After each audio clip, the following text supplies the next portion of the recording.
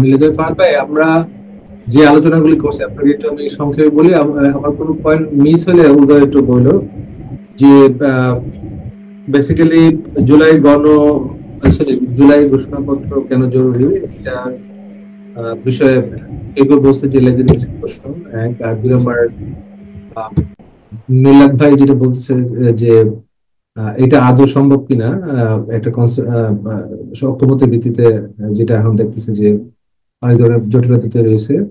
আর আরেকটা ইয়ে আসছে যে আপনার যে আহ, এইটা আসলে হইলে কি হবে, মানে কনসিকুয়েন্সটা কি হবে এরপরে আমরা আসলে আহ, এখন যে পলিটিক্যাল ক্রাইসিস গুলি আছে, স্টেট ঠিক মতো ফাংশন করতেছে না, ইকোনমি অবস্থা খারাপ হচ্ছে, গভর্নেন্স অবস্থা খারাপ হচ্ছে, সেগুলোর আসলে এটার সাথে যুক্ততা কি, এই ধরনের আলাপগুলি আমরা আজকে করছি আর কি। তো আপনি আপনার কাছে প্রশ্ন, জুলাই ঘোষণাপত্র কেন জরুরি এবং এইটা কিভাবে হইতে পারে, আপনার তো একটা প্রস্তাব আছে আছে তারপর আজকে যদি বলেন। আমরা এটা লাইভ করি নাই, কিন্তু পরে এই পুরাটা আমরা প্রচার করব, রেকর্ড করতেছি। আর এটার পরবর্তী ধাপগুলি কি হবে, হ্যাঁ, যে আচ্ছা ঘোষণা দিলাম, তারপরে আমরা সংবিধানের প্রশ্ন, আহ, এগুলো কিভাবে আমরা আগাবো, একটু যদি সামগ্রিক বিষয় নিয়ে বলেন। আর এর সাথে আমাদের যে রাষ্ট্র ঠিকঠাক চলতেছে না আর কি কোনো সম্পর্ক আছে কিনা, বা গভর্নমেন্ট ফাংশন করতেছে না, ইকোনমির কোনো উন্নয়ন দেখতেছে না, আরো আমরা খারাপ অবস্থা দেখতেছি, জিনিসপত্রের দাম বেড়ে যাচ্ছে, ট্যাক্স বাড়াচ্ছে, এই সবকিছু মিলে একটু যদি বলেন। আমি প্রথমে ক্ষমা চেয়ে নিচ্ছি, মানে আমি আসলে এই আজকের আলোচনাটা আমি নিজে চেয়েছি, কিন্তু পরে একটা একটা অত্যন্ত আর্জেন্ট একটা কাজে পড়ে গেছে, আমি কিছুতে মুক্তি পাচ্ছিলাম না। তো যাই হোক, তবু আমি শেষের দিকে হলো পেলাম এবং লিঙ্কনের কথা শুনেছি, গুরুত্বপূর্ণ কিছু কথা শুনেছি। এছাড়াও আরো দুই ভাইয়ের কথা শুনেছি, নিজার ভাইয়ের কথা শুনেছি, মিল্লাত ভাইয়ের কথা শুনেছি। খুবই গুরুত্বপূর্ণ কিছু আলোচনা হচ্ছে আমাদের। আমি মনে করি এই কারণে আমি চেয়েছি আলোচনাটা করতে, সেটা হলো এই যে ইতিমধ্যে একটা খসড়া, একটা নতুন খসড়া আহ, আমার হাতে এসছে। হয়তো দেখেছেন নতুন খসড়া যেটা হয়েছে, প্রথম খসড়ার পরেও অনেক আলোচনা হয়েছে, স্পেশালি জুলাই ঘোষণা হিসেবে। এখন আপনাদের যতটুকু আমি বুঝতে পারছি, এটা সত্যি যে জুলাই ঘোষণাটা যদি এটা প্রোক্লেমেশন আকারে আমরা বিবেচনা করি, তাহলে এটা 5ই অগাস্টে দেওয়াটা ছিল সঠিক। 5ই অগাস্টের পরে যখন তারা দিতে চেয়েছিল, তখনও তার একটা আলাদা তাৎপর্য থাকতো। যদি এটা হয়ে যেত, সেটা হয়ে যেত, তার আলাদা একটা পলিটিক্যাল মানে দাঁড়াতো যে যদিও সরকারকে বিদ্যমান ফ্যাসিস্ট সংবিধানের অধীনে ঢুকিয়ে ফেলা হয়েছে এবং বিদ্যমান ফ্যাসিস্ট সংবিধানের রক্ষা করবার শপথ নিয়েই এই উপদেষ্টা সরকার গঠিত হয়েছে, তাকে বিরোধিতা করে বা তার বাইরে আপনার ছাত্ররা, তারা 5ই অগাস্টে ঘোষণা দিতে পারেনি, তারা পরবর্তীতে ঘোষণা দিয়েছে। তাহলে তার একটা তাৎপর্য জানাতো 2 তারিখ 31 তারিখে এটা তারা দিতে দিতে পারত, কিন্তু সেটা তারা পরবর্তীতে পারে নাই, এবং ফলে একটা কম্প্রোমাইজ হয়েছে। প্রথম কম্প্রোমাইজটা ছিল এরকম যে রাষ্ট্র এই ঘোষণাটা দেবে, এটা আমি ভেবে বুঝেছি। আর ফলে আমি এটা সম্পর্কে আপত্তি জানিয়েছি যে রাষ্ট্রের তো এই ঘোষণা দেবার কোনো এখতিয়ারই নাই। কারণ 5ই অগাস্টে তো এই রাষ্ট্র গঠিত হয় না, বা এই সরকার তো গঠিত হয় না, সরি, রাষ্ট্র হচ্ছে সরকার হবে, মানে সরকারই এই ঘোষণা দেবার কথা, মানে উপদেষ্টা সরকার। কিন্তু 5ই অগাস্টে তো উপদেষ্টা সরকার গঠিত হয়নি, তারপর তার তো কোনো অধিকারই নেই, তার তো কোনো লেজিটিমেসিও নেই এই ধরনের ঘোষণা দেবার। ফলে এই সব বিরোধিতার মধ্যে ঢুকে পড়ার কারণে আমি মনে করি যে এই যে ঘোষণা কালকে বা যখনই দেওয়া হোক না কেন, এটার যে যেটাকে বলে ফোর্স অফ ল বা the force of blue norm, যেটা কিছুটা মিল্লাত বলার চেষ্টা করেছেন, এটা সে হারিয়ে ফেলবে। কারণ যে প্রোক্লামেশনের যে মূল যে জিনিসটা, মর্মশ্বাসটা, যেটা খুব ভালোভাবে এনেছেন মিল্লাত, এনেছিলেন সেই ব্লু নর্ম, যেটা এটা আমরা ক্যালসনের কাছ থেকে এটা আমরা শুনেছি, বা অন্যান্য রেভলিউশনারি যেসব আহ, বিষয়, মানে বিপ্লব সংক্রান্ত বিষয়ে যারা আইনজীবী, তারা বারবারে বলেছেন যে একটা এটা বোধহয় আপনার ইয়েতেও কি বলে, আরো অনেক যারা আইন বিশারদ তারা এই সম্পর্কে, কার্ল স্মিথও এই কথা বলেছেন। তো এখন তাহলে এটা হারিয়ে ফেলতে সে, তার কোনো আসলে ভিত্তিটা থাকবে না আগামী দিনে যদি সেটা ঘোষণা দেয়। তো আগামী দিনে ঘোষণা দিলে তার রূপটা কি হতে পারে? এটা হতে পারে একটা ইশতেহারের মতো, এটা একটা ইশতেহারের সেই মর্যাদা সে পেয়ে যেতে পারে। মানে যারা গণঅভ্যুত্থানটা করেছে তারা কি অর্জন করতে চায় এই গণঅভ্যুত্থানের মধ্য দিয়ে, এবং আগামী দিনের রাজনীতির অভিমুখটা কেমন হবে, তার চরিত্রটা কেমন হবে, তার একটা ঘোষণা, তার একটা ইশতেহার। ঘোষণা ঠিক নয়, এইবারকার এই ঘোষণাটা হবে প্রোক্লেমেশন না, এটা হবে ইশতেহারের মতন। ফলে একটা ইশতেহারের একটা চরিত্র সে ধারণ করতে পারে। কিন্তু আমি যে খসড়া দেখেছি, আমার চোখে যেটা পড়েছে, এটা অত্যন্ত দুর্বল এবং তার মধ্যে ইশতেহারের চরিত্র নেই। এটা এমনকি ঘূর্ণন বা আপনার একটা আগামী দিনের রাষ্ট্র কি করে গঠিত হবে তার যে মর্ম বা তার যে ফাউন্ডেশন, এটা প্রস্তাবনা, এটাও তার মধ্যে নেই। মানে প্রোক্লেমেশন এটাই করে যে যে রাষ্ট্রটা গঠিত হবে তার যেই ভিত্তি, এটা তার যে মূল মর্ম, শ্বাসটা, এটা সে প্রস্তাবনা করে। তারপরে এটা না হবে প্রোক্লেমেশন, এটা না হবে ইশতেহার।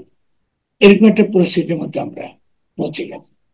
তো পৌঁছে যাওয়ার ফলে ফলে এখন আমাদের অপেক্ষা করা ছাড়া উপায় নাই। আমরা দেখতে হবে যে কি ফাইনালি তারা কিভাবে এটা আসবে, এর একটা আপনার জন্য আমরা অপেক্ষা করতে হবে। আর এছাড়া আমি যেটা দেখতে পাচ্ছি খুব বড় সমস্যা, সেটা হলো এই যে আমাদের সমাজে অনেকগুলো প্রশ্ন একদমই আমরা অস্পষ্ট, আমরা খুব বুদ্ধিবৃত্তিক জগতে এটা নিয়ে যথেষ্ট আলোচনা হয় নাই, এবং এর ফলে অনেকগুলো বিভ্রান্তি সমাজে রয়ে গেছে, যে কারণে বিএনপির যে বয়ান এটা ডমিনেট হয়ে যাচ্ছে, এটা ডমিনেট হয়ে যাচ্ছে। আচ্ছা, আমি একটা সেকেন্ড আমি একটু পানির কথা বলে আসছি, আমি গলার শুরু ঠিক আছে ঠিক আছে। এটা তো দেখছি না। আচ্ছা আচ্ছা রোমাল ভাই, জি জি, আচ্ছা হ্যাঁ চলে আসছেন, ঠিক আছে ঠিক আছে। আমরা বিভ্রান্ত কেন বিএনপির বয়ানটা শক্তিশালী হচ্ছে? প্রথম হলো যে আমাদের বুদ্ধিবৃত্তিক মহলে, এমনকি নাগরিক কমিটি বলি বা বৈষম্য বিরোধী ছাত্র আন্দোলন বলি, তারা পরিষ্কার করে বলতে পারে নাই যে কেন ৭২ সালের সংবিধানটা বাতিল করতে হবে। এই তর্কটা রয়ে গেছে, এবং এই তর্কের অস্পষ্টতার কারণে বিএনপির বয়ানটা ডমিনেট হয়ে যাচ্ছে, যেটা বিপজ্জনক বলে আমি মনে করি। ঠিক আছে? আচ্ছা, এখন কেন ৭২ সংবিধান বাতিল করতে হবে, এটা কিন্তু যুক্তি খুব সহজ। এটা বহুবারে আলোচনা হয়েছে, কিন্তু যারা বৈষম্য বিরোধী ছাত্র আন্দোলন করছেন বা নাগরিক কমিটি করছেন তারা কিন্তু এই তর্কগুলো খেয়াল করে না। আমি বহুবারই আমরা আলোচনায় বারবার বারবার বারবার কিন্তু কথা বলেছি, আমার লেখার মধ্যে বারবারই আছে। প্রথম কথা হলো যে ১৯৭২ সালের সংবিধান যারা প্রণয়ন করেছিলেন তারা ছিলেন পাকিস্তানি লিগালি, তারা নির্বাচিত হয়েছিলেন পাকিস্তানের সংবিধান প্রণয়নের জন্য। ফলে তাদের কোনো লিগাল এখতিয়ার নাই ৭২ সালের সংবিধান প্রণয়ন করার। অর্থাৎ বাংলাদেশের কোন সংবিধান, মানে বাংলাদেশ যে রাষ্ট্র হিসেবে গঠিত হয়েছে তার কোনো লিগাল বেসিস নাই। বাংলাদেশ আছে একটা স্বীকৃত রাষ্ট্র আকারে, অন্য রাষ্ট্র তাকে স্বীকার করে, কিন্তু গঠন অর্থে, এই জন্য গঠন কথা খুব ইম্পর্টেন্ট, কনস্টিটিউট অর্থে যে একটা রাষ্ট্র বানাইতে হয়, জনগণ তার অভিপ্রায়ের ভিত্তিতে রাষ্ট্রটা বানায়, এরকম কোন রাষ্ট্র বাংলাদেশের জনগণ বানায় নাই। এই অধিকার থেকে তাদেরকে বঞ্চিত করা হয়েছে, এই অধিকার থেকে জনগণকে বঞ্চিত করা যায় না। ফলে প্রথম কাজটা হচ্ছে এই যে ৭২ সালের সংবিধান যারা লিখেছেন তারা ছিলেন ১৯৭০ সালে পাকিস্তানের সংবিধান প্রণয়নের জন্য নির্বাচিত ব্যক্তি। ফলে স্বভাবতই তাদের কোনো লিগাল, আইনি কোনো এখতিয়ার নাই স্বাধীন বাংলাদেশের সংবিধান প্রণয়নের জন্য। স্বাধীন বাংলাদেশের সংবিধান প্রণয়ন করতে হলে স্বাধীন বাংলাদেশে নতুন করে গণপরিষদ নির্বাচন করার দরকার ছিল, এবং নতুন নির্বাচিত গণপরিষদই নতুন বাংলাদেশের সংবিধান প্রণয়ন করতে পারে। তবে বাংলাদেশ কার্যত গঠিত হয় নাই। এটা যদি পরিষ্কার করতে পারি আমরা, তাহলে সে 71 এবং জুলাই মানে জুলাই গণঅভ্যুত্থানের পার্থক্য, এই দুটো হিস্টোরিক্যাল মুভমেন্টের পার্থক্য আমাদের কাছে পরিষ্কার হবে। 71-এ আমরা দেশ স্বাধীন করেছি, 71 আমরা দেশ স্বাধীন করেছি, কিন্তু রাষ্ট্র গঠন করে নাই।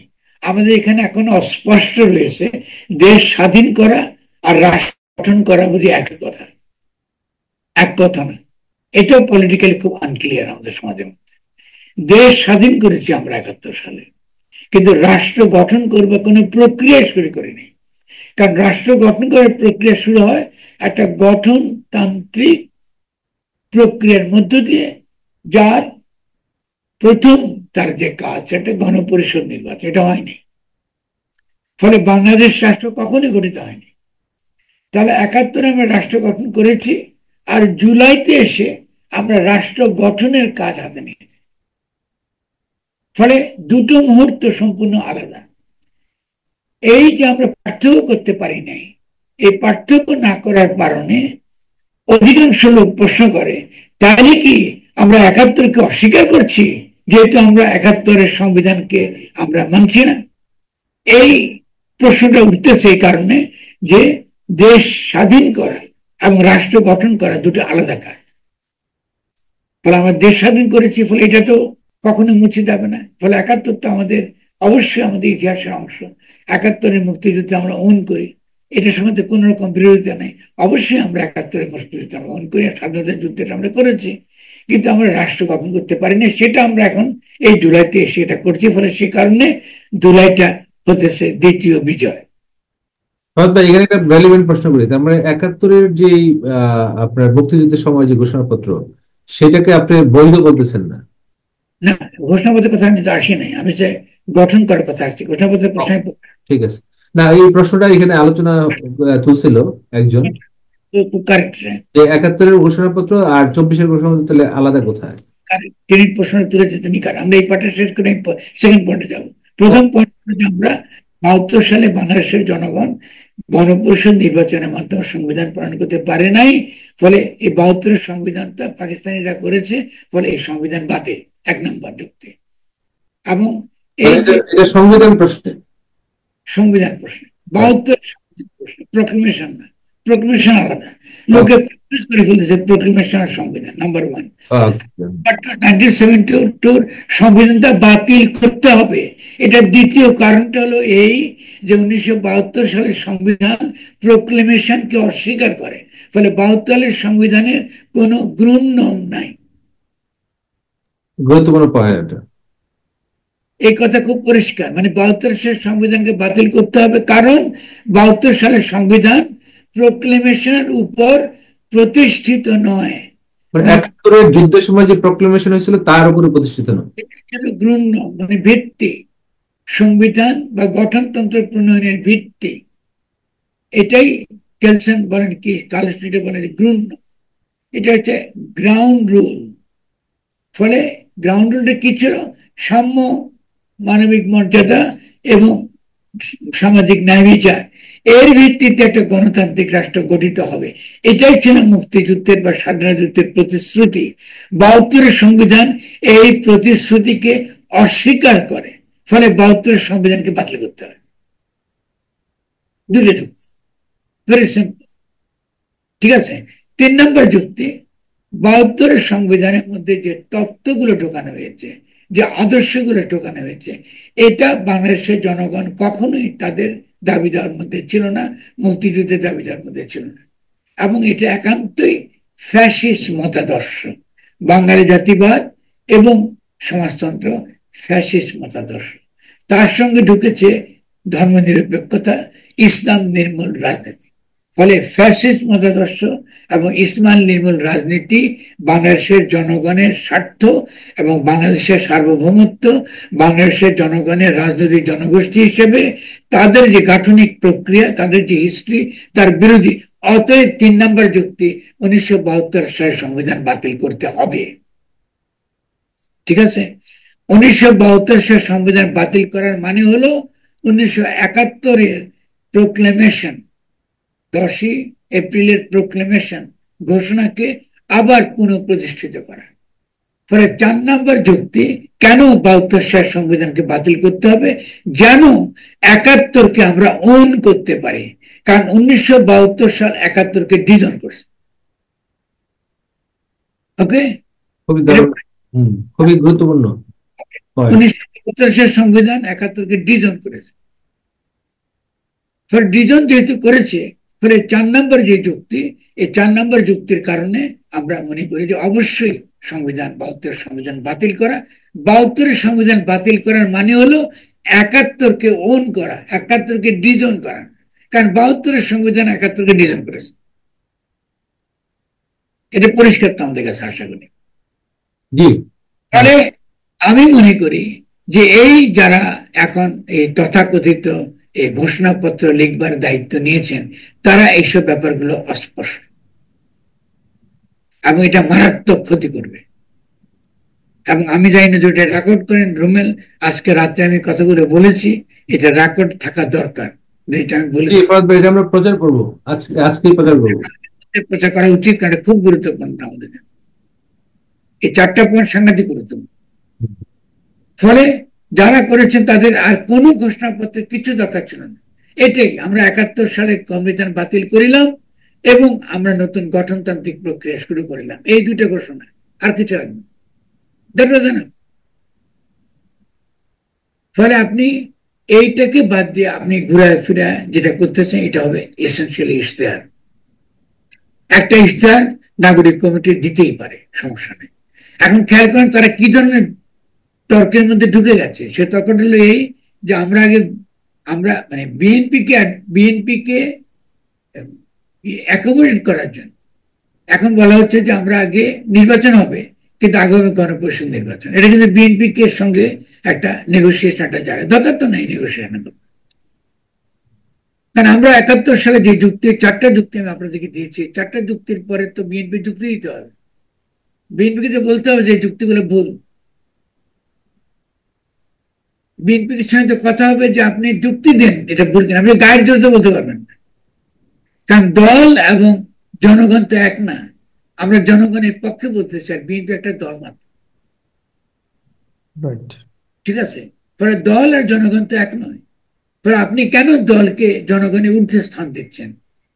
এইটা হলো আমার আরেকটা গুরুত্বপূর্ণ প্রশ্ন, যে আমরা জুলাই গণ অভ্যুত্থানে যেটা প্রতিষ্ঠিত হয়েছে সেটা হলো গণ সার্বভৌমত্ব, পপুলার সভারেন্টি। পপুলার সভারেন্টিতে জনগণই সার্বভৌম, কোন রাজনৈতিক দল না। আর এই রাজনৈতিক দলগুলো তো আসলে একান্তই তারা এই বিদ্যমান ফ্যাসিস্ট সংবিধানের অধীনে ক্ষমতা লাভের জন্য প্রতিযোগী। আগামী দিনে যে সংবিধান আমরা প্রণয়ন করব বা গঠনতন্ত্র প্রণয়ন করব, সেই গঠনতন্ত্রে এই ধরনের দলগুলোকে আদৌ আমরা রাজনৈতিক দল বলবো কিনা, এটাও তো তর্কের বিষয়। কারণ জনগণ যখন নতুন গঠনতন্ত্র প্রণয়ন করবে, স্বভাবতই পুরনো গণপ্রতিনিধিত্ব অধ্যাদেশ এটা বাতিল হয়ে যাবে। বাতিল হয়ে গেলে এইসব দলগুলোতে নিবন্ধিত হয়েছে গণপ্রতিনিধিত্ব অধ্যাদেশের অধীনে। যদি গণপ্রতিনিধিত্ব অধ্যাদেশই বাতিল হয়ে যায়, এইসব দলগুলো বাতিল হয়ে যাচ্ছে। তার ফলে এই দলগুলোর সঙ্গে তো কথা বলতে কোনো যুক্তি নেই। কথা বলতে জনগণের সঙ্গে, তারা জনগণের প্রতিনিধি হিসেবে কথা বলতে পারে, সমস্যা নেই, কিন্তু রাজনৈতিক দল আকারে না। কিন্তু এই সরকার জনগণের পক্ষের কোন ব্যক্তির সঙ্গে তারা কথা বলছে না, জনগণের পক্ষের কোন সংগঠন প্রতিষ্ঠানের সঙ্গে তারা কথা বলেনি। ফলে তারা মারাত্মক বিপদের দিকে এই রাষ্ট্রকে তারা নিয়ে যাচ্ছে। কেমন? ফলে আমি মনে করি যে এই কথাগুলো পরিষ্কারভাবে ভাব বৈঠকের এবং চিন্তা পাঠচকের মধ্য থেকে পরিষ্কারভাবে উত্থাপন করা দরকার, যাতে আগামী দিনে আমাদের যে বুদ্ধিভিত্তিক যে নেতৃত্ব, এটা যেন আমরা জারি রাখতে পারি। ঠিক আছে, এখন আমরা এখন খসড়া নিয়ে মেলা আলোচনা করতে পারি, সেটা কোনো দরকার আজকে মনে করি না। আমি ফেসবুকে একটা পোস্ট দিচ্ছি, আপনারা খেয়াল করেছেন, তো সেই পোস্টে যদি আপনারা পড়েন তাহলে আপনারা অনেক কিছু ওখানে পেয়ে যাবেন। ফাহাদ ভাই, তাহলে একটা রেলিভেন্ট প্রশ্ন করি। তাহলে আপনি বলতেছেন যে এই এখন যে ঘোষণাপত্র যেটা ঘোষণা দিবে ওরা, এটা একটা বড় জোর ইস্তেহার হবে, এটা ঘোষণাপত্রের যে মোমেন্ট এটা মিস করছে, সে কারণে এটা আসলে আলাদা করে রেলিভেন্সি থাকবে না। তো তাইলে এখন এই এই মুহূর্তে যে তাহলে এরা যে কি বলা যায়, সর্বদলীয় সম্মতির ভিত্তিতে শহীদদের মাধ্যমে ঘোষণা দিতে চাচ্ছে বলে যে মাহফুজ যেটা পাবলিকলি বললো 2 দিন, যেটা সরকার ঘোষণা দিচ্ছে না, এটা দিচ্ছে, তাহলে এটার তাহলে আপনি বলতেছেন কোনো পলিটিক্যাল রাষ্ট্র গঠনের দিক থেকে কোনো সিগনিফিকেন্স নেই? লিগাল ভ্যালিডিটি নেই, এটা লিগাল এবং এটা তাহলে তাহলে এখন কি হবে তাহলে? মানে আপনার পপুলার সভরেনিটির জায়গা থেকে আপনি যখন গণঅভ্যুত্থানের কথা ব্যাখ্যা করতেছেন, তাহলে আমার এই লেজিটিমেসির প্রশ্নটা কিভাবে সলভ হবে, কিভাবে তাহলে? মানে এই গভর্নমেন্ট তো লেজিটিমেট না, তাহলে এটা সলভ করবে কিভাবে? পরবর্তী রাজনীতি কি হবে আসলে এটা বলতেছেন আপনি। এখন এখন কোশ্চেনটা তো সলভ হবে না, এটা দ্বারা কেমন সলভ হবে? হুম, যদি বলেন যে বর্তমান সরকার কি তারা লেজিটিমেট হবেন না, তাহলে লেজিটিমেসি প্রশ্নটা তাহলে কিভাবে সলভ হবে তাহলে? লেজিটিমেসি তো কোনো নাই, কারণ এই সরকার এরকম কোনো সরকার বিদ্যমান সংবিধানে নাই। আপনি শপথ দিয়েছে বিদ্যমান কোনো এটা এটা করবে না। মানে আপনি যে পয়েন্টটা তুলতেছেন এটা খুব ভ্যালিড এবং খুবই গুরুত্বপূর্ণ পয়েন্ট। আপনি এই ঘোষণা কি তারা এই সরকারকে বৈধ করার জন্য দিতে চাচ্ছিল? হ্যাঁ, চাইছিল অরিজিনালি। এটা কিন্তু ওরা এখন বলতেছে আবার, এটা কিন্তু ওদের নাগরিক, বিশেষ করে নাগরিক কমিটির কেউ কেউ বলতেছে যে এটা লাগবে এই কারণে, যেটা আমাদের বৈধতা। Total nonsense, total nonsense. এই সরকার দেখুন, বারবার আমি একটা কথা বারবার বলছি যে এই সরকার টিকে আছে যেহেতু ওয়াকরুজ্জামান আমাদের সেনা প্রধান, তিনি ভালো মানুষ, তিনি সমর্থন করছেন, আর কোনো কারণ নেই, আর কোনো কারণ নেই। দেন নো আদার রিজন। সেনাবাহিনী সাপোর্ট করছে তাই সরকার ঠিক আছে। সেনাবাহিনী কাল যদি সমর্থন প্রত্যাহার করে, সরকার পড়ে যাবে। ফলে এই সরকারের কোনো লিগ্যাল লেজিটিমেসি নাই, সে টিকে আছে শুধুমাত্র সেনাবাহিনীর সমর্থনে। ফলে আমাদের কোনো ইলিউশনে সাফার করা উচিত না। কিন্তু ফাহাদ ভাই, আমরা তো সেনাবাহিনীর দিক থেকে দেখতেছি, বলতেছি যে পলিটিক্যাল দলগুলি এই কাছে তারা ক্ষমতা দিতে মানে ইয়ে করতে চায়, কারণ ওরা আসলে স্থিতিশীল রাখবে এই প্রশ্নগুলি তো। ব্যাখ্যা করছি এটা। সেনাবাহিনী অ্যাবসলিউটলি করেন, কারণ আপনি যে সেনাবাহিনী যখন ম্যাজিস্ট্রেসি ক্ষমতা দিয়েছেন সেনাবাহিনীকে, সেনাবাহিনী যদি এখন কোনো কিছু দমন করতে যায়, কোন রকম আপনার আইন শৃঙ্খলা কর্তৃকের জন্য ভূমিকা পালন করতে যায়, এটার দায় কে নেবে? কোন পলিটিক্যাল পার্টি তো নাই। আপনি এর আগে সরকার থাকতে প্রধানমন্ত্রী নিতে পারে, শেখ হাসিনা নিতে আগে দেয়। এখন যত সেনাবাহিনী যত অপরাধ করেছে, হুকুমের আসামি শেখ হাসিনা, এখন দায়িত্ব কে নেবে? তো সেনাবাহিনী অ্যাবসলিউটলি করেন। সেনাবাহিনীতে কোনো অভিভাবক নেই, কারণ পলিটিক্যাল রাজনৈতিক অভিভাবক ছাড়া তো আপনি রাষ্ট্র চালাতে পারেন। মানে মাহফুজদের কথা বলেন, তারা তো অভিভাবক হতে পারেননি, তারা তো বলেনি যে আমরা দায় নিই। দায় যদি নিত তাহলে সংবিধানের অধীনে ঢুকালো কি জন্য? যখনই তারা দায় নিত সেনাবাহিনী তাদের পেছনে দাঁড়াইতাম। এখন যেহেতু তারা দায় নেয় নেই, ফলে সভাপতি হোয়াই সেনাবাহিনী শুড বি বিহাইন্ড দেম? হু আর দে? তারা কারা? তাহলে এইখান থেকে ফাহাদ ভাই আমরা বেরোবো কিভাবে? পলিটিক্যাল সলিউশনটা কি তাহলে? সেটা আমি পরে আসছি, এটা আপনার বুঝছেন কিনা ভালো করে। না, এটা এটা আমার কাছে মোটামুটি পরিষ্কার। অন্যরাদের যদি কোনো প্রশ্ন থাকে বলেন, ফাহাদ ভাই আলোচনার প্রেক্ষিতে প্রশ্ন থাকলে বলেন।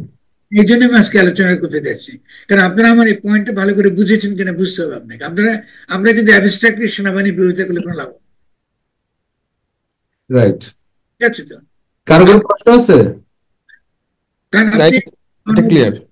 যদি সেনাবাহিনী গুলি করা বন্ধ করে থাকে, তার মানে সৈনিকদের বিশাল একটা অংশ এই গণ অভ্যুত্থানের পক্ষে ছিল।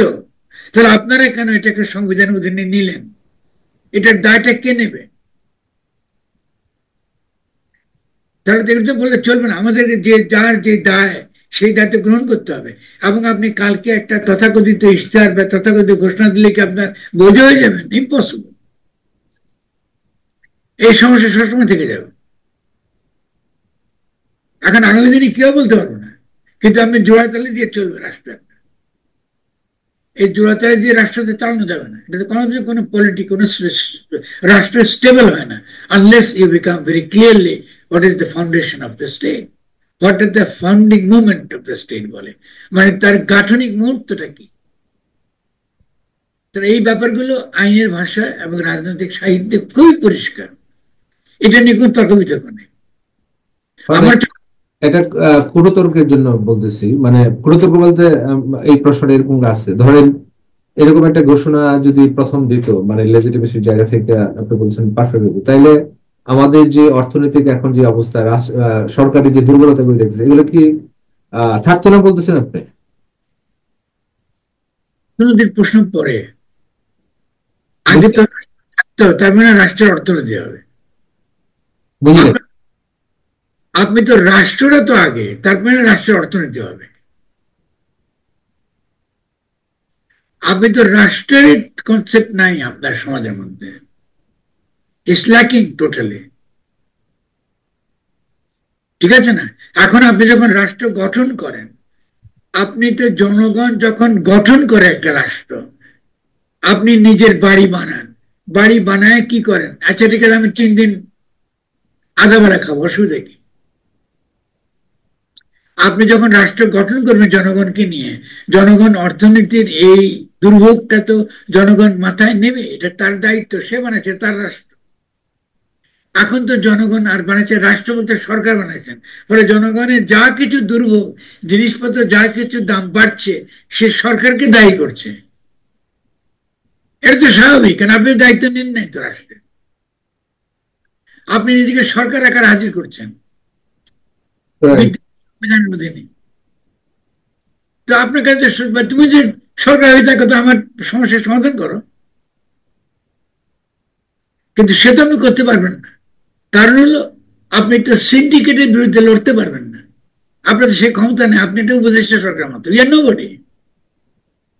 আপনি উপদেষ্টা সরকার, প্রেসিডেন্ট, আপনি বিদেশি কোনো আপনার প্রেসিডেন্টের সঙ্গে তো আপনি এক জায়গায় বসবেন না। Who are you? Doctor Yunus is simply উপদেষ্টা। কার উপদেষ্টা? চুপুর উপদেষ্টা। তো বসলে তো প্রেসিডেন্ট বসবে, উনি তো প্রধানমন্ত্রী না। ওনার সঙ্গে বসবে কেন অন্য রাষ্ট্র? ওনার সঙ্গে সিরিয়াস আলোচনা করবে কেন অন্য রাষ্ট্র? আমরা এগুলো তো ভুল ক্যাম্পেইন করে ওনার পক্ষে যারা করতেছে, যে তাকে তিনি থাকার কারণে সমস্ত রাষ্ট্র তাকে সাপোর্ট করে। It's nonsense. মার্কিন যুক্তরাষ্ট্রে কোনো অভিনন্দন জানায়? কোন রাষ্ট্রকে তাকে অভিনন্দন জানিয়েছে? তা এই যে বাঙালি, যার কোনো জ্ঞান বলে কিছু নেই, জ্ঞান গুণ বলে কিছু নেই, একটা অন্তঃশ্বাস শূন্য একটা মানে 17 কোটি মানুষ, এটা বুঝে নাই, কাণ্ডজ্ঞানটুকু তাদের নাই যে একটা উপদেষ্টাকে কেন একটা রাষ্ট্র রিকগনাইজ করবে। Who is he? কিন্তু যদি সে বলতো যে আমি জনগণের পক্ষে ক্ষমতা গ্রহণ করিলাম,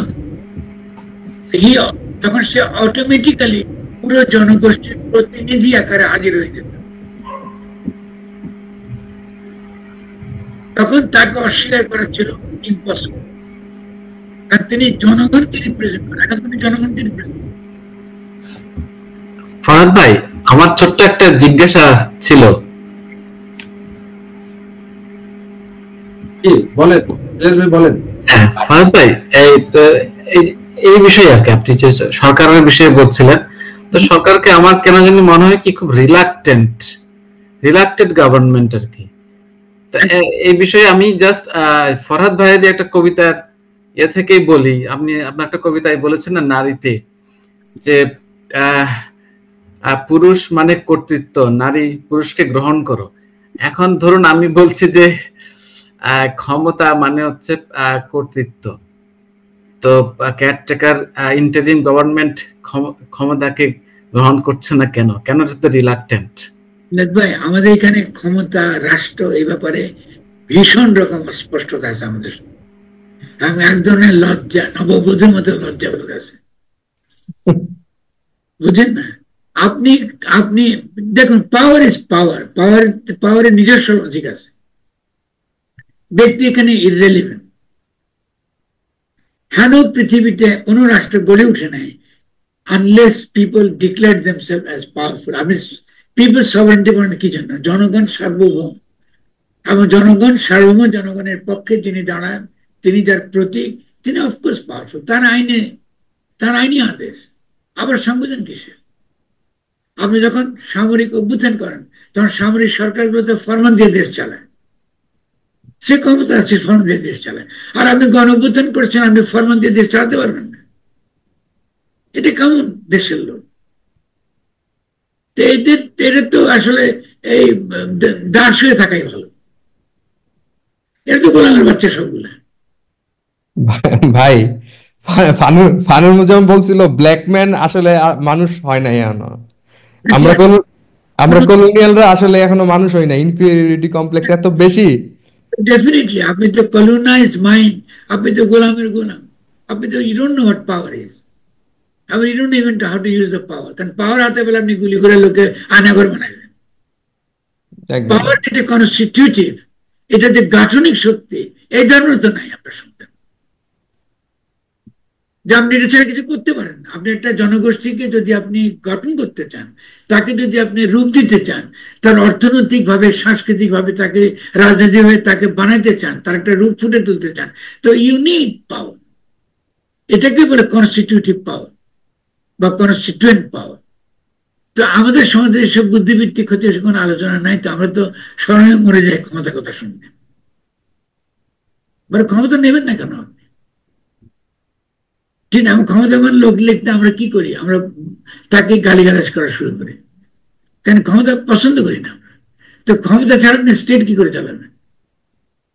এঙ্গেলসের বিখ্যাত একটা আর্টিকেল ছিল অথরিটি নিয়ে, যখন বলতে হ্যাঁ অথরিটি লাগবে না রাষ্ট্রে। আছে না আমাদের এখানে, আমাদের দেশেও নৈরাজ্যবাদী অরাজবাদীরা আছে, আছে না, যে ক্ষমতার দরকার নেই। তো ক্ষমতা ছাড়া রাষ্ট্র কি করে চলবে? রাষ্ট্র তো ক্ষমতার উপরে ভিত্তি করে থাকে। আপনি যদি ক্ষমতার বিলীনটা চান, সেটার তো একটা প্রসেস, সেটা তো ভিন্ন তরফের বিষয়। কিন্তু যদি আধুনিক রাষ্ট্র আপনি চান, আপনাকে অবশ্যই আধুনিক রাষ্ট্রের ফাউন্ডেশনটা তো পাওয়ার। এখন এই পাওয়ারটা কাঁচা পাওয়ার হবে, পুরোনো যদি তত্ত্ব পয়েন্ট মার্কসের, আর যদি ফুকো পয়েন্ট, ফুকো বলে না কাঁচা পাওয়ার, সেন্ট্রালাইজ পাওয়ার আর না, এখন পাওয়ারের ধরনটা বদলে গেছে, ফাইন। আপনি যদি আলথুজার পড়েন তো সে বুঝাবে না না এডুকেশন একটা ক্ষমতা তৈরি করে, ফাইন, তর্ক করেন, কিন্তু ক্ষমতা ইউনিট, পাওয়ার অফকোর্স ইউনিট। পাওয়ার ছাড়া কিছু গঠন করতে পারবে। তো এই যে ইলুশন গুলো আমাদের সমাজে রয়ে গেছে, অদ্ভুত অদ্ভুত ইলুশন এবং বিভ্রান্তি, এবং এটা দ্বারা তো আপনি কিছু আগাতে পারবেন না। এবং এটার বিভ্রান্তির দ্বারাই আমি মনে করি যে আমাদের এই তথাকথিত যারা এই গণ অভ্যুত্থানে ছিল, আমাদের যে তরুণরা, তাদের মধ্যে মারাত্মক বিভ্রান্তি রয়েছে। এবং তাদের লেখা পড়লে তো বোঝা যায় পরিষ্কার তারা খুবই গভীরভাবে বিভ্রান্ত। ভাই, আমরা একটু ওই আলোচনায় ফিরি যে তাইলে এই সমস্যা তো আমার তো মনে হচ্ছে যে থেকে যাচ্ছে, যেহেতু এটাকে আপনি বলতেছেন এটা আসলে কোনো ওই অর্থে অর্থ হচ্ছে না যথেষ্ট স্থির ছাড়া। আর যেটা দেখতেছি আমি মিডিয়াতে, সরকারি পক্ষ থেকে ব্রিফ করতেছে যে ওরা এই বছর শেষে অথবা আগামী বছরের মাঝামাঝি নির্বাচন দিয়ে চলে যাবে। এর মধ্যে ওরা যেসব সংস্কার যেসব উদ্যোগ নিচ্ছে সেগুলো কোনো হোপ, আমি সর্বশেষ যে নুরুল কবিরের সাথে যে ডক্টর ইউনূসের যে ইন্টারভিউ, সেটার রেফারেন্স দিচ্ছি আমি। সেখানে ইউনূসকে খুবই হতাশ মনে হয়েছে, কনফিডেন্ট লেস মনে হয়েছে, এবং যেগুলো করতেছে এগুলো আসলে এগুলার প্রতিও তার খুব খুব যে কমিটমেন্ট আছে এটা কিন্তু মনে হচ্ছে না। এবং সবাই সেটা বলতেছে যে এক ধরনের হোপলেস অবস্থার মধ্যে অলরেডি চলে গেছে। তাহলে জাস্ট টাইম পাসের মতো একটা সময় যাচ্ছে, যেমন কোনো উদ্যোগ নাই যে এত বড় একটা ঘটনার পরে যে সমাজকে গঠন করা বা অন্তত সংস্কারের জন্য ওরা আসছে নিজেদের, যদি লেজিটিমেসি জায়গায় ধরেন আপনি অন্য অর্থে, মানে আমরা পলিটিক্যাল অর্থে বলতেছিলাম, সেই ব্যাপারেও কোনো উৎসাহ দেখা যাচ্ছে না। তো এটা তো খুবই চরম হতাশাজনক।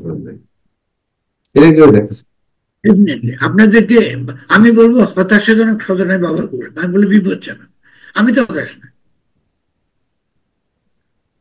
কারণ হতাশ না বলে তো আজকে আমরা এই মিটিংটা ডাকছি। আমি মনে করি আজকের মিটিংটা আনফর্চুনেটলি আমি এই কাজেই ব্যস্ত ছিলাম ভীষণভাবে। এই মিটিংটা আমাদের জন্য, স্পেশালি যারা ভাবপুঠকি যারা আজকে এখানে অংশগ্রহণ করছেন, এবং আরো সকলের জন্য এটা অত্যন্ত অত্যন্ত গুরুত্বপূর্ণ একটা আলোচনা। আমি এটা মনে রাখতে হবে যে আলোচনা আমরা করেছি। এখানে হতাশ হওয়ার কিছু না, এটা তো মানবমানের ব্যাপার না, এটা একটা সিরিয়াস বিপজ্জনক পরিস্থিতি। এখান থেকে আমরা উদ্ধার পাবো কিভাবে?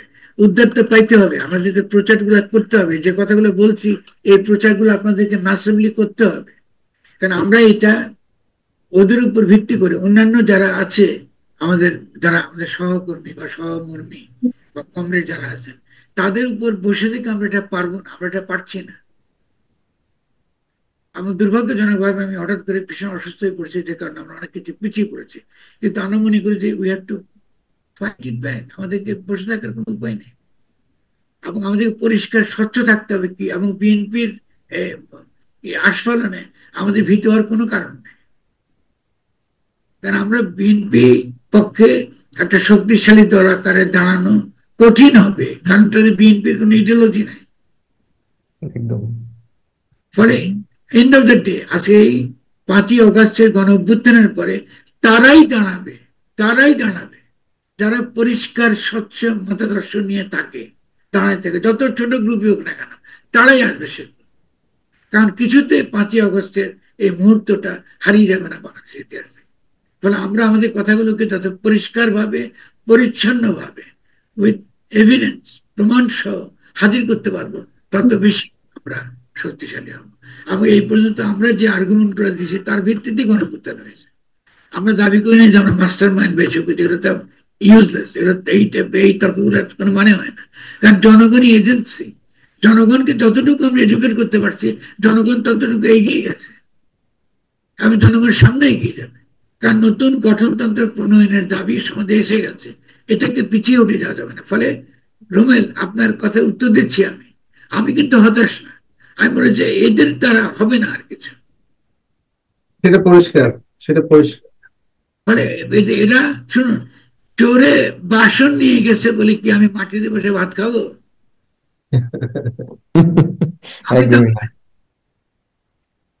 আমি তো আমার কাজ করে যাবো, করে যাচ্ছি, আমি করে যাবো, আপনাদেরকে নিয়ে যতটুকু পারি করে যাব। আমি শুধু আমাদের এই ভাববৈঠকি গ্রুপের চিন্তা পাঠচক্রে যারা আছেন তাদেরকে পরিষ্কার আমাদের যে পজিশন, অবস্থানটা, এটা পরিষ্কার আপনাদেরকে আমি বলতে চেয়েছি, এবং আমি বলতে পেরে ভালো লাগছে। কারণ আমি যদি মিস করতাম আমার খুব খারাপ লাগতো রাতে বেলা, আমি যেটা বলতে পেরেছি কথাগুলো। ফলে আমাদের খেয়াল করতে হবে যে অবশ্যই 72 সালের সংবিধান বাতিল করতে হবে, এবং 72 সালের সংবিধান বাতিল করার মানে হলো মূলত 71কে আবার নতুন করে ওন করা প্রপারলি। কারণ 72 সালের সংবিধান 71কে ডিজোন করে, অস্বীকার করে। ফলে আমরা 71কে ওন করার জন্য 72 সংবিধান বাতিল করতে হবে। আমি যদি আজকে সময় পাই ভোরবেলা বসে একটু পয়েন্ট বাই পয়েন্ট কথাটা লিখে বলবো আপনার, এটা খুব ইম্পর্টেন্ট হবে। এটা ফারুক ভাই, এই আজকের আপনার এই 71-এর প্রক্লেমেশনের ব্যাপারটাকে আপনি আমাকে, আমি নতুন ভাবে শুনলাম, মানে এটা আমি আগে খেয়াল করি নাই বা এইভাবে দেখি নাই।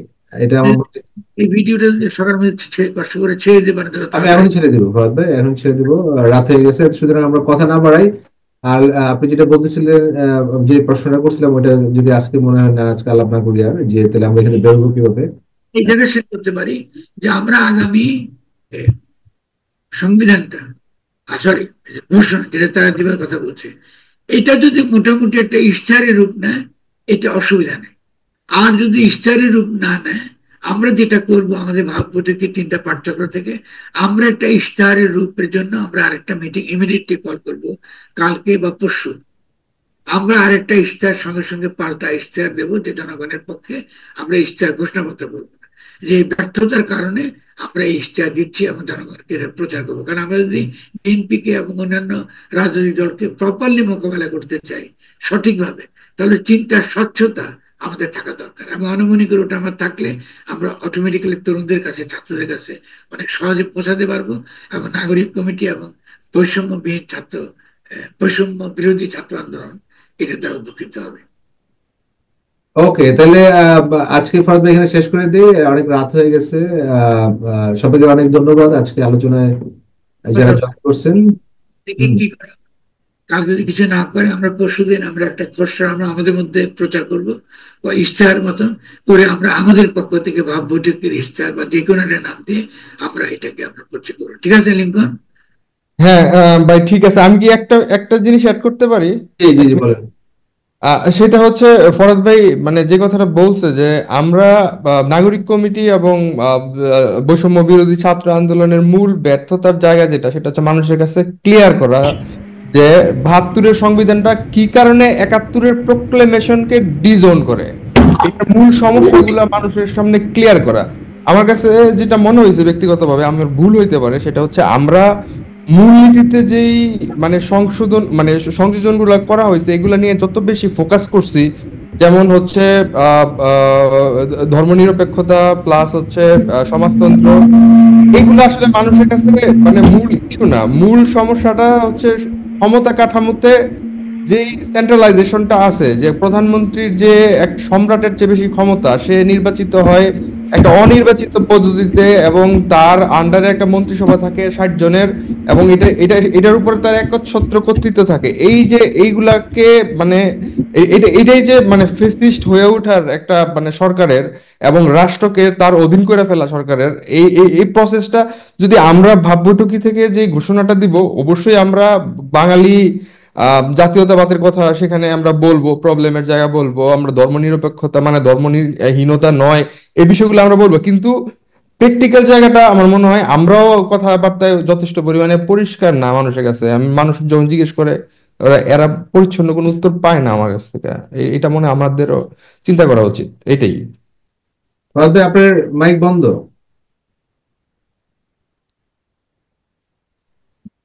আমি এখন যেভাবে বললাম, এটা কি লিঙ্কন পরিষ্কার মনে হচ্ছে না?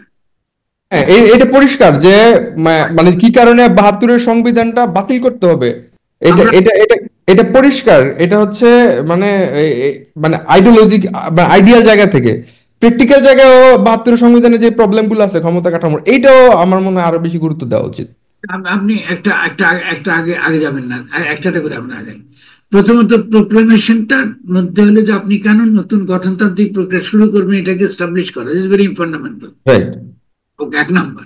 সেকেন্ডলি, আপনি যে নতুন গঠনতান্ত্রিক প্রক্রিয়া শুরু করবেন, কেমনে করবেন তার প্রক্রিয়াগুলো পরের কথা। আপনার প্রথমত আমাদের সমাজের মধ্যে তো এটা আমরা এস্টাবলিশ করতে তো পারি নাই। আমরা যারা একটু কথাবার্তা বলছি, তো আমরা তো মার্জিনালাইজ রয়ে গেছি সবসময়। দ্বিতীয়ত, আমাদের ছেলেমেয়েরা যারা এই গণঅভ্যুত্থানটা অংশগ্রহণ করলো, তারাও তো আমাদের কথা প্রপারলি শুনে নেই। রাইট। তো আমরা তো এই বিপদের মধ্যে প্র্যাকটিক্যাল কোশ্চেন তো আমরাও সলভ করতে পারিনি, কারণ এটা অনেক ক্ষেত্রে চেষ্টা করে আমরা পারিনি। আনফর্চুনেটলি কিছু করার নাই। আপনাকে যেটা বাস্তবতাকে মেনে নিতে হবে। আচ্ছা, এখন কথা হচ্ছে তার মানে কি আমরা দুর্বল? আমি একটা জিনিস আপনাকে গ্যারান্টি বলতে পারি, আমরা কিন্তু দুর্বল না। কারণ ভাববৈঠকের প্রভাব কিন্তু সমাজের বিভিন্ন স্তরে ভালোভাবে আছে।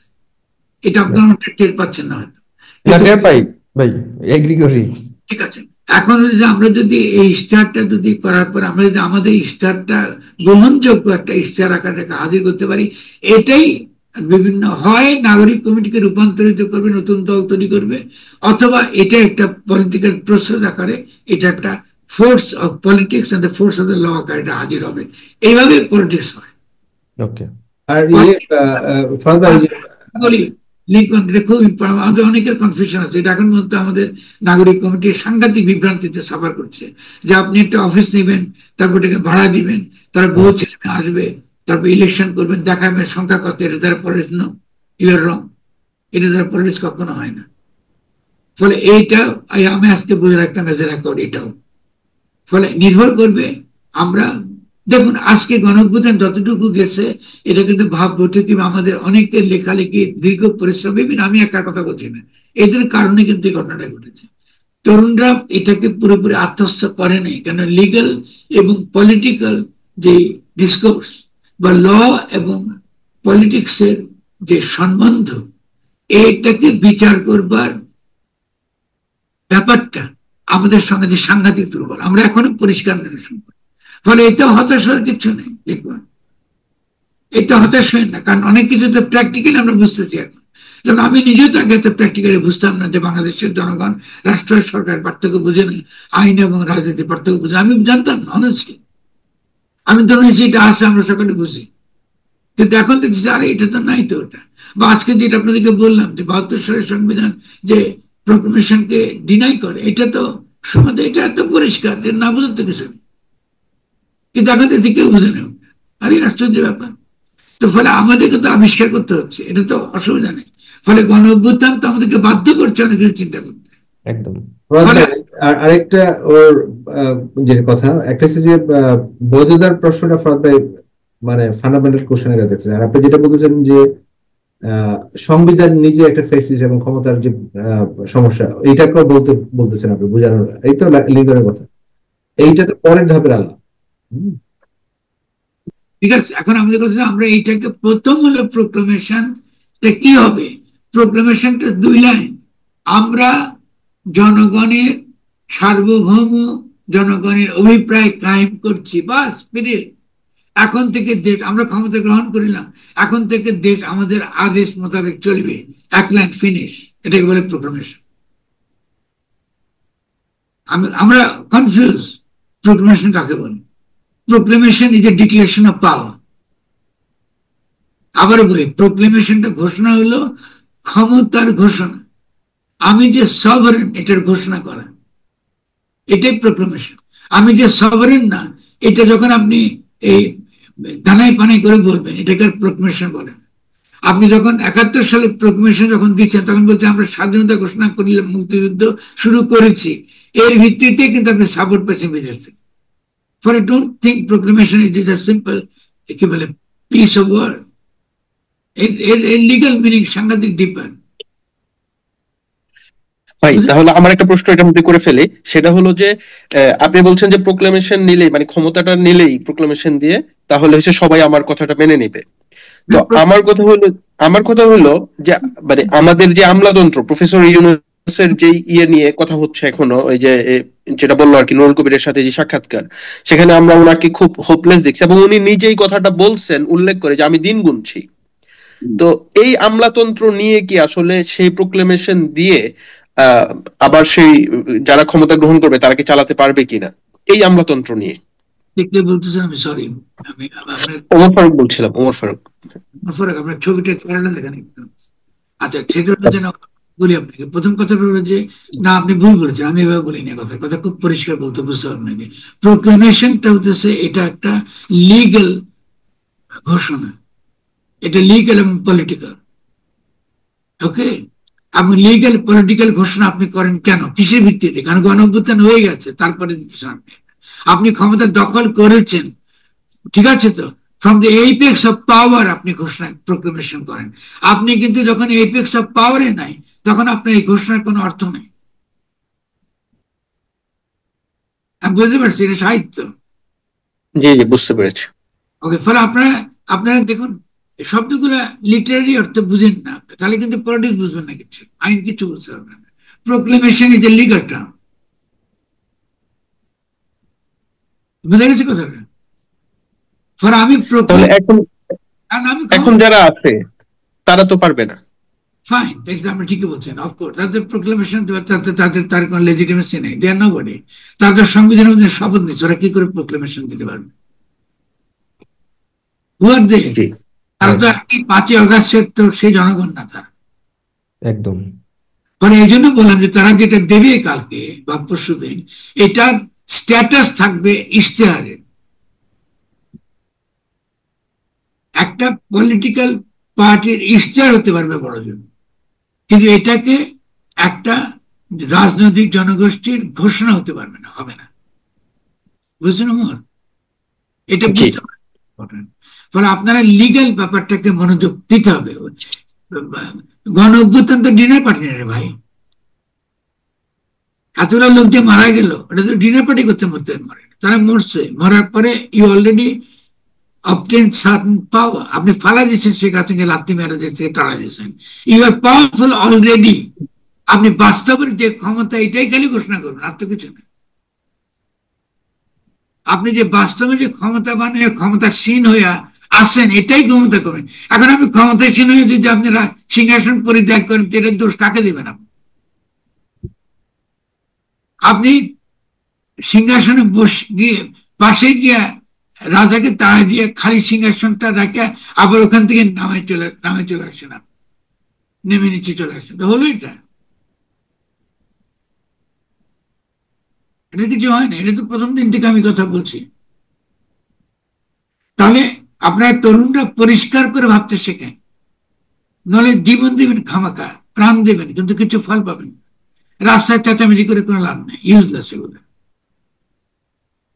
ঠিক আছে, আপনি দেখেন আপনাদের কথা সহজে বিএনপি ধরাশায়ী করে।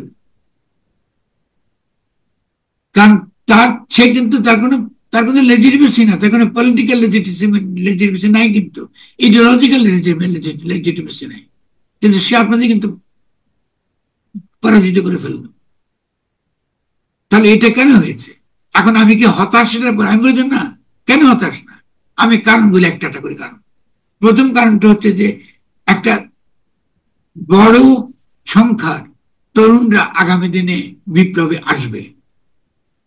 পলিটিক্স সম্পর্কে যে নেতিবাচক ধারণা ছিল, এই নেতিবাচক ধারণা কমে যাবে, সাময়িক হতাশা আসবে, লং টার্ম কোনো হতাশা থাকবে না। এটা নির্ভর করবে যদি আমরা ভাববটিকে চিন্তা পার্থক্য কাজ করি। যদি আমরা কাজ করতে না পারি তাহলে কিন্তু হতাশা আসবে। কারণ যে কোনো জনগোষ্ঠী এরকম ফিল করে না, অবাক করার কিছু নেই। সোসাইটির বুদ্ধিবৃত্তিক যে মাত্রা, সেই মাত্রায় আমরা অর্জন করতে পারছি, সেই মাত্রাটার দুর্বলতাগুলো এখন আমাদের কাছে পরিষ্কার। ফলে আমরা প্র্যাকটিক্যাল প্রবলেমগুলো সলভ করতে পারবো আগের চেয়ে সহজে। এটা এখন পরিষ্কার কোথায় কোথায় সমস্যাটা আমার। 2 নম্বর, যেহেতু এটা গণঅভ্যুত্থান হয়ে গেছে, ফলে আমাদের কথা শোনার লোক তৈরি আসবে সমাজ, ফলে অসুবিধা নেই। আমাদেরকে সহজ করে কথাটা বুঝে বুঝে বলতে হবে, লোককে যাইতে হবে লোকের কাছে। এই জন্য বারবার আমি বলি গঠনতান্ত্রিক প্রক্রিয়া, মানে জনগণের কাছে যাইতে হবে, আপনাকে জনগণের সঙ্গে কথা বলতে হবে। এটা কোনো শর্টকাটে পারবেন না। কিন্তু আপনি যদি ঢাকা শহরে বসে আপনি কি প্রেসিডেন্ট হলেন, কে সেক্রেটারি হলেন, আর কমিটি বানায় বিভিন্ন জেলায় পাঠান, আপনি কোন রাজনৈতিক দল গঠিত হবে না। এটা আপনি আরেকটা নিম্ন স্তরের বিএনপি বানাতে পারবেন, নিম্ন স্তরে বিএনপির দল বানাতে পারবেন নির্বাচনের জন্য। এইটাই তো প্ল্যান, যে আগামী নির্বাচন করবেন, ফলে এরকম একটা দল বানাচ্ছেন আপনি। এটা তো রেভলিউশনারি প্রসেসকে সামনে এগিয়ে নিয়ে নেওয়া যায় না। ফলে ভাববটিকের কাজ হচ্ছে রেভলিউশনারি যে পসিবিলিটিস তৈরি হয়েছে তাকে সামনে এগিয়ে নিয়ে যাওয়া। হ্যাঁ ঠিক আছে, পতন হয়েছে, ব্যর্থ হয়েছে কিছুটা, কিন্তু পুরোটা ব্যর্থ হয়নি। এটাকে আমার সাজানো যাবে, আগাইতে পারবো আমরা। কারণ অনেক আমাদের ভুলগুলা পরিষ্কার হয়ে গেছে, কোথায় ভুল করছি আমরা, ঠিক না? দ্বিতীয়বার ভুল হবে না। ওকে ফরদ ভাই, তাহলে আমরা শেষ করি নাকি? ওকে, সবাইকে অনেক ধন্যবাদ, ভালো থাকবেন। আবার দেখা হবে আমরা নেক্সট কোনো একটা, যেটা ফরদ ভাই বললো যে কোনো একটা ঘোষণা পত্র দিতে পারি কিনা সেদিন আমরা বসবো, বা আমরা ওটা আলাপ করবো। আশ্বাস দেবো সবাইকে, সবাই আপনারা করার পরে আবার। ওকে, ঠিক আছে, ঠিক আছে, ধন্যবাদ।